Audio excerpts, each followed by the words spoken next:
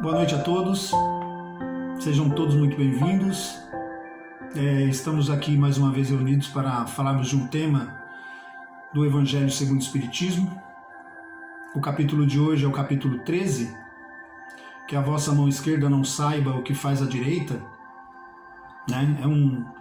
É um capítulo importantíssimo, né? Como todos os outros do Evangelho segundo o Espiritismo, que nos remete aí como se deve, né, praticar a caridade, né? É um capítulo importantíssimo para reflexão, né, para autorreflexão, porque vai nos dar aí algumas diretrizes, né, de como sermos assertivos, né, na prática do bem. É importante falar da forma alegórica, né, que Jesus coloca essa passagem, né, onde ele fala que a mão esquerda não saiba o que faz a direita, né? Se a gente parar para analisar, as nossas mãos, elas têm uma intimidade muito grande, né? Elas estão o tempo todo juntas ou fazendo algo em conjunto, né?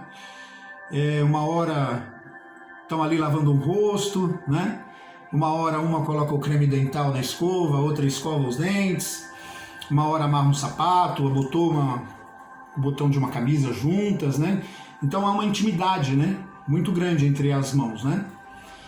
E Jesus nos alerta, né, que a sua mão esquerda não saiba o que faz a direita. Ou seja, né, que o bem que nós fazemos, né, ou que nós achamos que fazemos, seja uma coisa entre você, entre eu e a divindade, né?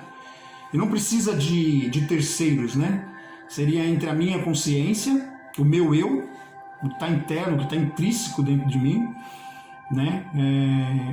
De saber o porquê estou praticando aquele ato de bondade, aquele ato de caridade, né? Se realmente eu estou praticando esse ato porque eu já estou me descobrindo um ser melhor, né? Que eu estou me auto-aprimorando, que eu estou me auto-reformando, né? E que isso é um fator de progresso, né?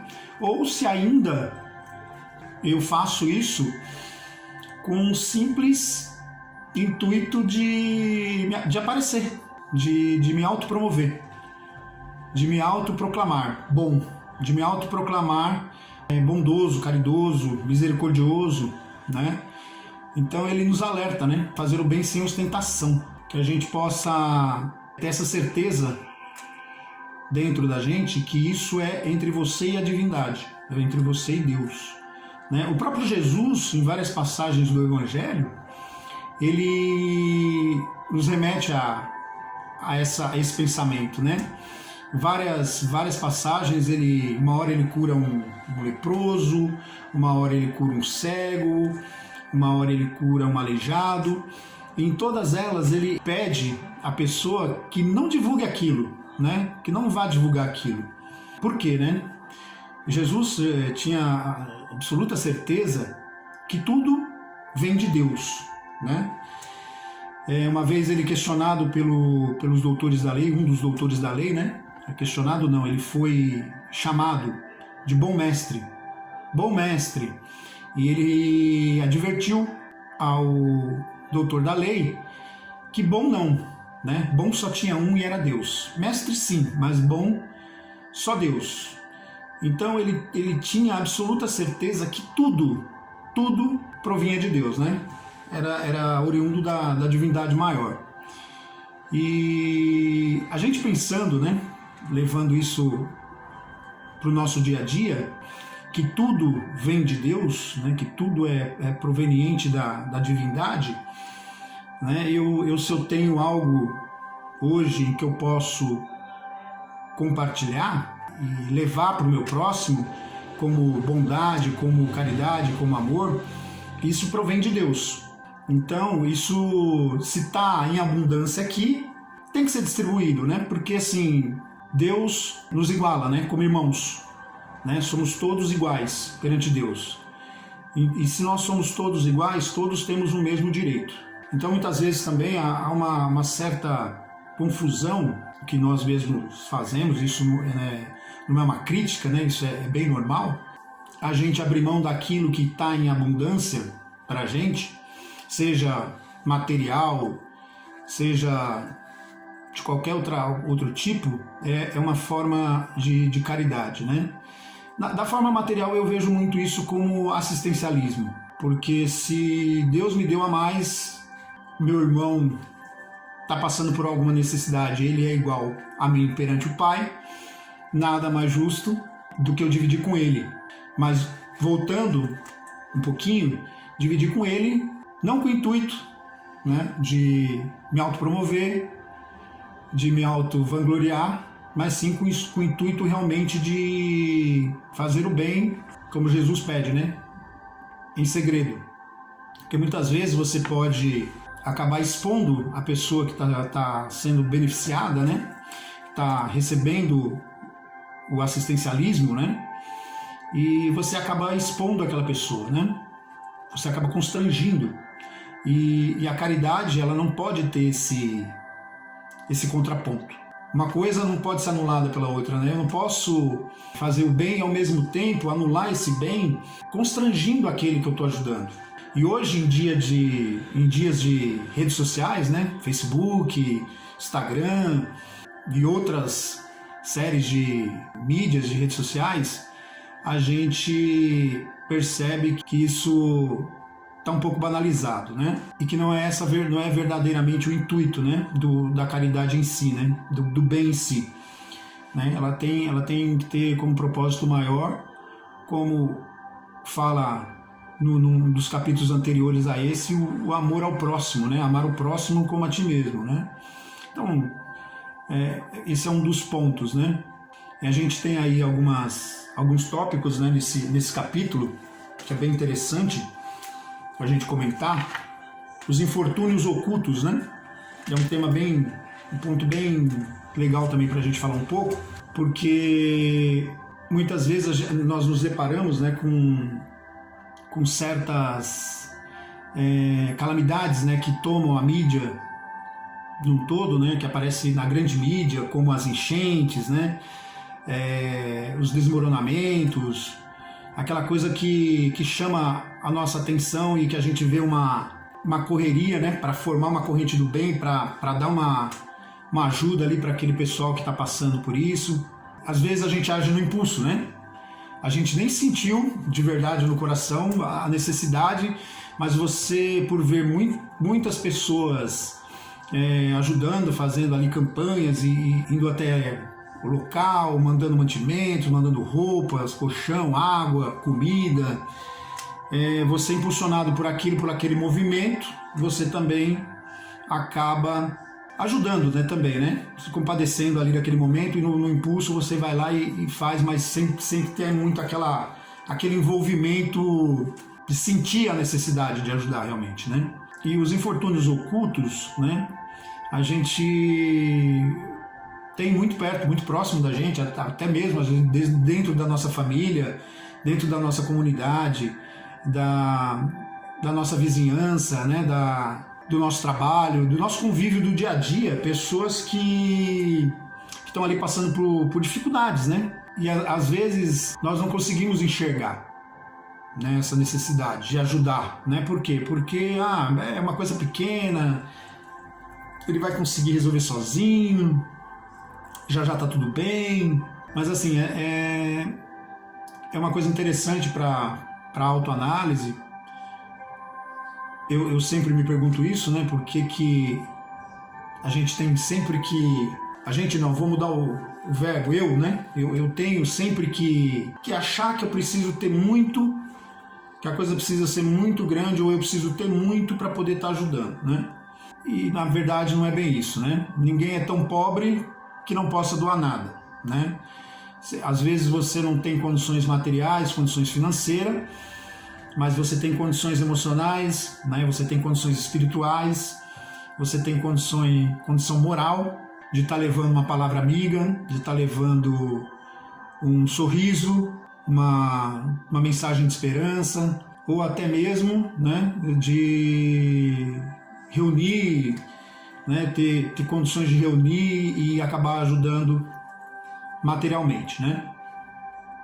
Mas o importante aí é que a gente perceba, né, que a gente pode estar ajudando de várias outras maneiras, não só com o material e não só cheio de posses, né? Que a gente tem condições de ajudar de diversas formas, né? Tem um outro tópico aqui que é o óbolo da viúva, que é a coragem, né, da gente doar aquilo que para mim é necessário, não só o supérfluo, né? A boa vontade, né, de ajudar. Nessa passagem aqui você vê que ela vai com 2 moedinhas, né, onde eram depositadas oferendas, né, aos pobres. Esse lugar ele era repleto de pessoas com muitas posses, né, pessoas que tinham em abundância. E voltando àquela questão do bem sem ostentação, né, muitos ali estavam ostentando que podiam fazer porque tinham demais. E ela, o primeiro ato dela foi o ato de coragem de chegar ali com o que era necessário a ela e doar, né? Então é uma coisa interessante para a gente estar sempre autoanalisando, né? Porque quando a gente está, né, procurando fazer o bem, né? Eu falo por mim, né? É muito mais simples pegar o que está me sobrando, né? O que não está me fazendo falta, ou o que não vai me fazer falta, né? E doar. É uma coisa para parar, para analisar e sentir essa coragem, né? De doar aquilo que possa me fazer falta, que me é necessário, né? Em favor do meu próximo, né? A questão de se colocar no lugar do outro, né? De você se ver no lugar do outro, ou eu nessa condição, né? Como eu estaria agindo, né? Depois vem aqui a instrução dos Espíritos sobre a caridade moral e a caridade material, né? Que uma é bem diferente da outra, né? Claro, caridade moral está muito mais ligado àquilo que você contribui com exemplo, dando mais o seu exemplo do que aquilo que você tem, né? Aquilo que você sobra, né? Dando ajuda moral, apoio moral. A gente vê muito isso em algumas casas espíritas, espiritualistas, né? Onde além da ajuda assistencialista, né? Você vê muito ajuda para o crescimento moral do ser, né? Onde o ser é chamado a refletir sobre a sua mudança como indivíduo, como ser, a sua reforma, o seu progresso, né? É muito mais importante, eu vejo que como muito mais importante, né? Madre Teresa de Calcutá, uma certa vez, foi questionada porque se ajudava muito, né? Com material, com assistencialismo, e perguntaram para ela se não era melhor, em vez de dar o peixe, dar a vara para a pessoa pescar. E ela muito sabiamente respondeu que muitos não conseguiam nem segurar a vara, né? Ou seja, estava com moral muito abalado, né? Com autoestima muito baixa, muito derrubada, e precisavam daquele apoio momentaneamente para se fortalecer, né? E claro que em seguida vinha, né, todo o fortalecimento moral, mas é muito difícil, né, você falar também sobre reforma íntima, sobre progresso do ser, né, com a barriga vazia, né, doente, né, sofrendo emocionalmente, destruído emocionalmente. Então, é claro que uma coisa não anula a outra, mas andam em conjunto. É muito importante a abertura, né, dos olhos, né, para esse fortalecimento moral, para esse fortalecimento espiritual. Outra questão que nós temos aqui, né, é a piedade, né? Ele fala sobre a piedade. A benevolência a gente já comentou um pouquinho, né, que é aquela questão de você sentir dentro de você a necessidade de ajudar o seu irmão, né, de trazer um pouco de conforto, né, para o seu irmão, seja ele material, seja ele espiritual, seja ele moral, seja ele como for, né? Essa necessidade de você se sentir bem com esse ato, né? E a piedade, ele vem nos falar que ela é irmã da caridade, né? Quando você começa a desenvolver esse sentimento, você está começando a entender, está começando a enxergar, né, de fato, como tratar o seu próximo, né? Que é, na verdade, como você queria ser tratado se tivesse na condição adversa, né? E quando esse sentimento começa a brotar dentro da gente, a gente começa a descobrir o verdadeiro sentido da caridade, do amor, né? E aí a gente começa a colocar isso em prática pelo simples fato de você se sentir bem, né?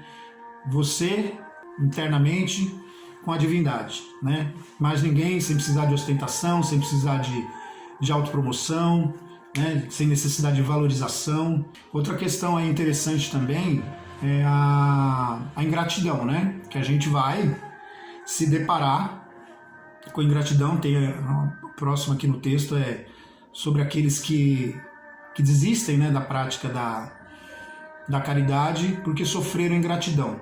Tem uma frase que eu gosto muito, que eu sempre cito, que é: quem se atreve a praticar o bem e a caridade deve ter coragem para suportar a ingratidão.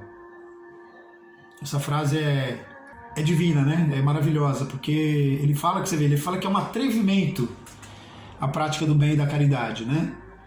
Então, se você se atreve a fazer isso, se atreva também a não esperar reconhecimentos, né? Não espere reconhecimentos. Como foi falado agora há pouco, a gente comentou agora há pouco, isso é entre você e a divindade. Então, né, é uma forma de você se blindar, né, e continuar o seu trabalho, né, não desistir. É essa, né, não se importar como vai ser recebido, né, porque cada um dá o que tem e o outro também recebe com o que tem. Sempre se colocar no lugar do outro, né? Sempre se colocar no lugar do outro, que isso aí também vai dar uma boa base para a gente entender o momento do outro, de não aceitar aquilo, ou de ser ingrato, ou de não, né, não querer. É um momento, né? Um momento do outro é um momento que ele está, e o seu momento é diferente. Tem um ponto que eu pulei aqui, que é sobre uma historinha que tem aqui no capítulo, que fala sobre a mãe que dá um exemplo fantástico, né, de como fazer a caridade, né, que ela vai visitar algumas famílias que têm a necessidade, que passam realmente por grande necessidade, e leva a filha junto com ela, né, e mostra para ela, exemplifica para ela, né, como se faz a caridade, né, vai dando exemplos, né. E em certo momento ela alerta a filha que a filha doando o que a mãe estava disponibilizando para ela, não era diretamente uma caridade dela.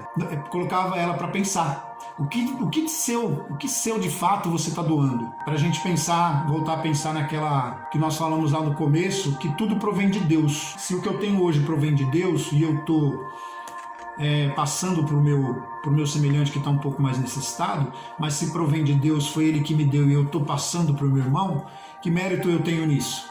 Né? Eu só estou tirando de um lugar que está um pouco a mais, ou que está em abundância, e colocando num lugar que está faltando um pouco a mais, ou que está faltando muito. Então, para a gente parar e pensar qual que é o mérito do que eu estou doando de mim, né? O que eu estou fazendo que realmente é meu, né? Eu consigo perder algumas horas do meu dia para visitar um asilo, para visitar um enfermo, né, para levar uma palavra de conforto, para conversar com uma pessoa que está precisando de uns minutos para conversa, né? O que eu realmente estou dando, que é meu, que eu estou doando em prol do meu igual. Uma boa reflexão também para a gente aí, para a gente estar pensando.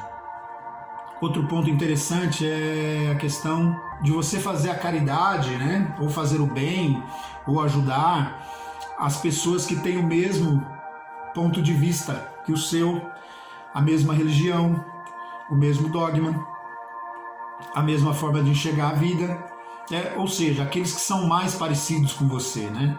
E aí os espíritos respondem, né, que é justamente isso que tem que ser quebrado, né? Que a gente tem que quebrar isso, né? Que a religião ela tem a finalidade de religar, né?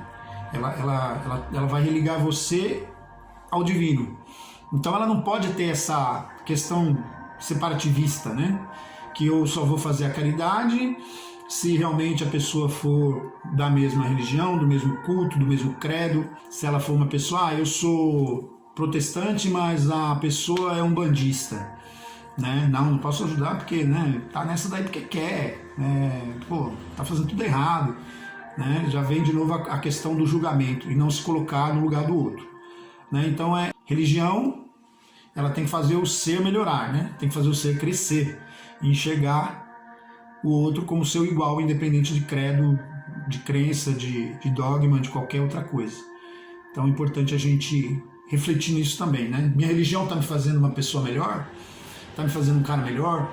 Eu consigo, mesmo ele tendo um dogma diferente do meu, um pensamento diferente do meu, atitudes diferentes da minha, enxergar ele como igual? Se fosse eu no lugar, como agiria, né? Como gostaria que agissem, né? Então é uma coisa bem legal para a gente tá se pensando também. E por fim, os órfãos, né? Eu fiz uma autoanálise aí com essa questão dos órfãos, né? E pensei quantos órfãos, né, eu deixei por não levar minha palavra amiga. Quantos órfãos eu deixei por não emprestar o meu ouvido por algumas horas. Por não achar que ele mereça ajuda porque não tem o mesmo pensamento que o meu. Quantos órfãos eu deixei por pensar, eu não vou ajudar porque não tem ninguém vendo, né? Eu preciso de visibilidade. Eu preciso que alguém veja o que eu estou fazendo. Quantos outros órfãos eu deixei por conta de algum tipo de ingratidão? Então os órfãos a gente vai deixando pelo caminho quando a gente não presta muito atenção, né, nesses pequenos detalhes, né? Que caridade se faz com palavras, se faz com sorriso, se faz com um abraço, né? Agora está um pouquinho mais complicado, né, com a questão do abraço por conta da pandemia, mas se faz com um bom pensamento, com um bom conselho, se faz de diversas formas. Mas o principal é que se faça por amor, né? Por se sentir com vontade de fazer esse bem. E é isso. Eu espero que vocês tenham aproveitado, que foi muito rico para mim esse capítulo. Ele traz várias reflexões para que a gente possa aí estar refletindo e melhorando como ser, trazendo aí a vigilância nos alertas de Jesus, né? Então, um grande abraço a todos, uma boa noite e muito obrigado por compartilhar esse momento conosco.